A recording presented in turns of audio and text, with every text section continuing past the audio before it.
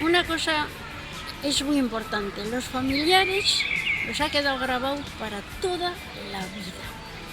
Hay que hacer muchos kilómetros, a mí me ha tocado ir a Córdoba, muchos años a Córdoba, que eran unos viajes agotadores, una noche en la furgona, luego de día en la furgona, horrible. A nosotros familiares jamás se nos olvidará. Pero eso no quiere decir que ahora que Javi se enderroca, yo he notado un cambio grande.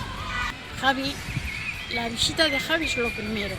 Y lo segundo, pues cuidarme un poco para verle fuera y poderle abrazar, un abrazo que será, sí, para siempre. El siguiente paso que se dé que sea Etxera, todos Etxera.